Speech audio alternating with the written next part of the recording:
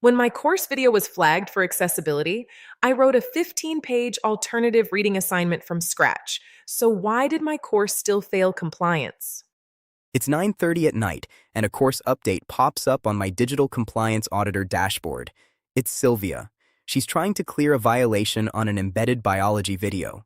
Look, automated accessibility checkers are great for basic files, but they're not as smart as people think. They can't actually see inside an embedded video. They're not listening for narration. They're looking at the code that embeds it, the iframe, checking for things like a proper title attribute, or just flagging it outright because it's third-party video content that needs a human to verify. The scanner is not smart enough to check what's actually happening inside that video. It just knows. This is a video, it needs verification, and nobody's verified this one. It doesn't scan the surrounding page to see if there's a separate Word document labeled Alternative Assignment.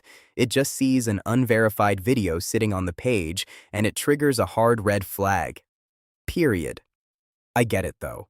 She wrote 15 pages by hand, from scratch, at midnight. That's a lot of work. It's just aimed at the wrong target. But let's talk about what actually happens in real life when you don't follow these rules.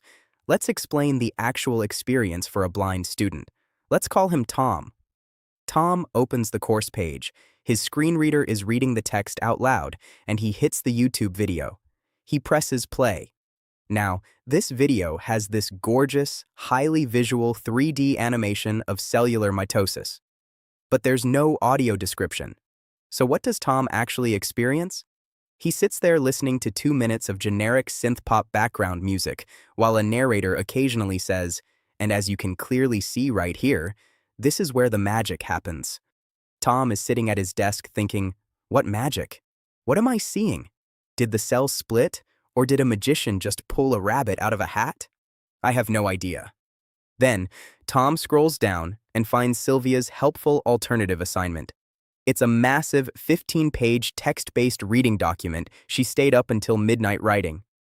So while the rest of the class gets a quick 2-minute visual dopamine hit from a cool animation, Tom is forced into an academic marathon.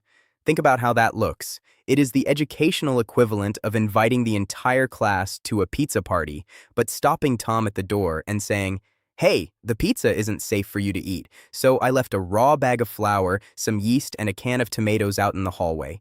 Go bake your own bread from scratch while we eat. Have fun.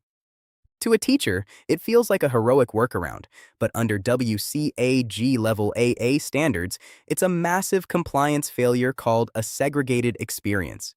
You've doubled his workload, changed his time commitment, and isolated him from the rest of the class just because he's blind. Compliance isn't about giving students extra or different work to bypass a barrier. It's about removing the barrier from the original asset so everyone enters through the exact same front door. Because Sylvia doesn't own this third-party YouTube video, she can't legally download it and add a secondary narration track, so she needs the standard institutional fallback, a descriptive transcript.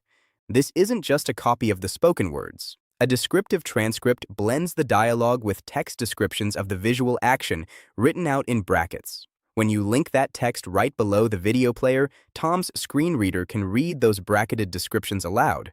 He gets the same information at the same time during the same lesson as everyone else.